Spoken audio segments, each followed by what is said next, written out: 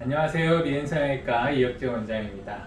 지난번 영상에서 너무 텐션이 떨어지는 것 같아서 이번에는 저희 병원 코디 선생님, 강유정 선생님과 함께 동영상을 찍어보도록 하겠습니다.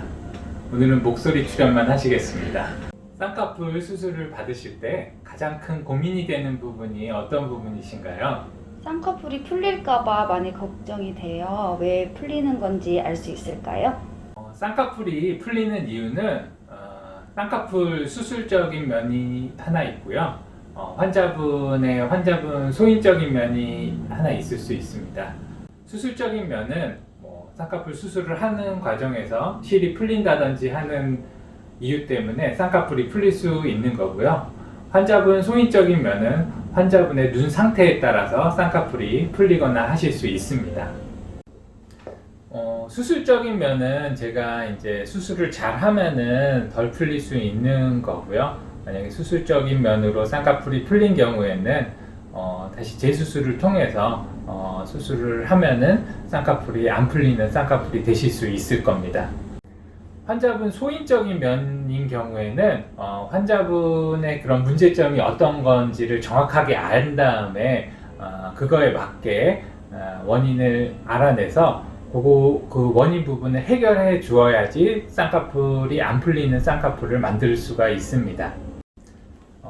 환자분 소인적인 거를 먼저 말씀드리면은 일단은 환자분 피부 눈꺼풀이 두꺼운 경우, 그리고 눈두덩이에 지방이 많은 경우, 그리고 눈꺼풀이 많이 늘어져 있는 경우, 안검하수가 있는 경우, 몽고주름이 심한 경우, 그리고 눈을 많이 비비시는 경우, 노출눈인 경우, 이런 경우를 생각해 볼 수가 있겠습니다. 일반적으로 피부가 두껍고 눈두덩이에 지방이 많은 경우가 가장 쌍꺼풀이 잘 풀릴 수가 있습니다. 피부가 두꺼우면 일단은 주름이 잘 생기지 않습니다. 두꺼운 피부니까 이렇게 쌍꺼풀 주름이 안 생기겠죠. 그렇기 때문에 잘 풀릴 수가 있습니다. 그리고 눈두덩이에 지방이 많은 경우, 눈두덩이에 지방이 많아서 이렇게 눈두덩이가 불룩한 경우에는 또 쌍꺼풀이 잘 풀릴 수가 있어요. 역시 이렇게 주름이 생겨야 되는데 눈두덩이가 불룩하니까 주름이 잘 생기지가 않겠죠. 이렇게 피부가 두꺼운 경우나 눈두덩이에 지방이 많은 경우에는 그런 눈두덩이 지방을 좀 제거를 해주고 늘어진 피부 그리고 두꺼운 피부를 좀 제거할 수 있도록 절개 쌍꺼풀 수술을 하시는 게 좋습니다. 절개나 부분 절개 쌍꺼풀 수술을 하셔서 눈두덩이 지방을 제거하시고 두꺼운 피부가 좀 잘 더 세게 쌍꺼풀이 형성될 수 있도록 절개 쌍꺼풀 수술을 하셔야지 쌍꺼풀이 잘 풀리지 않을 수 있습니다. 그 다음 경우에는 피부가 많이 늘어져 있는 경우, 그리고 안검하수가 있는 경우를 생각해 볼 수가 있겠는데요. 피부가 많이 늘어지게 되거나 안검하수가 있게 되면은 시야가 많이 가리기 때문에 눈이 잘 안 떠지게 돼요. 그렇기 때문에 본인이 이렇게 눈썹을 많이 들어 올려서 눈을 뜨게 됩니다. 눈썹을 들어 올리니까 쌍꺼풀 주름이 생겨야 되는데 눈썹이 올라가니까 쌍꺼풀 주름이 안 생기게 됩니다. 그렇기 때문에 또 쌍꺼풀이 잘 풀리게 됩니다. 결국에는 이렇게 처진 눈꺼풀과 안검하수를 개선해 줘야지 쌍꺼풀이 잘 풀리지 않을 수 있게 됩니다. 결국 눈을 크게 해줘야지 쌍꺼풀이 덜 풀리게 된다는 거예요. 그래서 이제 이렇게 피부가 늘어져 있는 경우에는 늘어진 피부를 제거해서 결국에는 절개 쌍꺼풀을 해야지 쌍꺼풀이 안 풀릴 수가 있고요. 안검하수, 그러니까 눈 크기가 작은 경우에는 눈매 교정이라는 수술을 해 주어야지 눈썹을 덜 쓰게 돼서 쌍꺼풀이 덜 풀리게 됩니다. 다음은 몽고주름이 심한 경우가 또 쌍꺼풀이 풀릴 수가 있습니다. 몽고주름이라는 것은 눈 안쪽에 있는 그런 피부 주름을 말하는데요. 아시아 사람들한테 주로 있는 그런 주름입니다. 이 몽고주름 역시 쌍꺼풀 형성을 방해하는 역할을 하고 몽고주름이 있으면 또 이제 쌍꺼풀이 좀 답답해 보일 수가 있어요. 그렇기 때문에 좀 이쁜 쌍꺼풀이 되려면 또 이 몽고주름을 좀 제거를 해줘야 됩니다.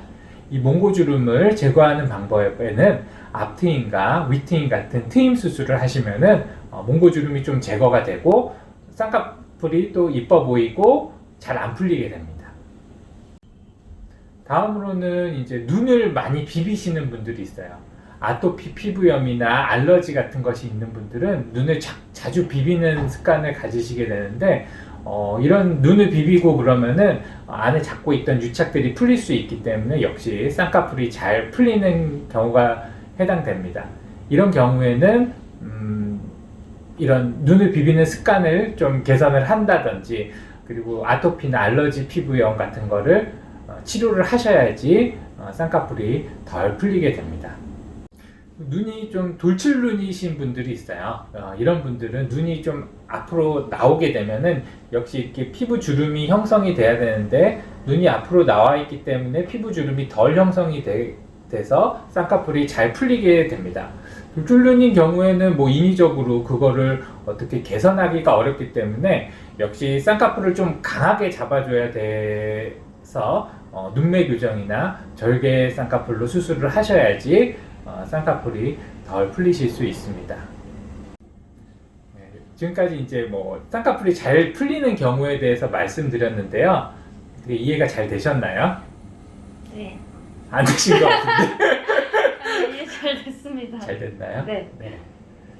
다행이고요. 네. 앞에서 살펴본 것처럼 우리가 쌍꺼풀이 잘 풀리는 경우는 피부가 두꺼운 경우, 그리고 눈두덩이에 지방이 많은 경우, 그리고 안검하수가 있거나 피부가 늘어져 있는 경우, 그리고 돌출눈인 경우, 눈을 자주 비비시는 경우 이렇게 잘 풀릴 수 있는데요. 그리고 몽고주름이 있는 경우 이렇게 잘 풀릴 수 있는데 결국에는 그 각자의 상황에 맞게 그 쌍꺼풀이 풀릴 수 있는 그런 요소들을 해결해 주는 게 중요합니다. 그래서 이런 어떤 요소를 해결할지는 성형외과 전문의 선생님과 상담을 해보시는 게 중요하고요. 결국에는 쌍꺼풀이 잘 풀리는 눈일 경우에는 절개 쌍꺼풀을 한다든지 눈매 교정 수술을 한다든지 앞트임이나 윗트임 수술을 한다든지 해서 각 쌍꺼풀을 잘 풀리는 요인을 없애주는 게 중요합니다. 이상 오늘은 쌍꺼풀이 잘 풀리는 경우에 대해서 알아봤고요. 정확한 이 쌍꺼풀이 잘 풀리는 요인에 대한 진단은 상담을 통해 이루어질 수 있고 그런 정확한 상담을 통해서 각 요인을 제거하면은 잘 풀리지 않는 쌍꺼풀을 만드실 수 있을 것 같아요. 네, 오늘은 여기까지 말씀드리도록 하겠습니다. 오늘의 정보가 도움이 되셨다면 구독과 좋아요 눌러주시기 바랍니다. 감사합니다.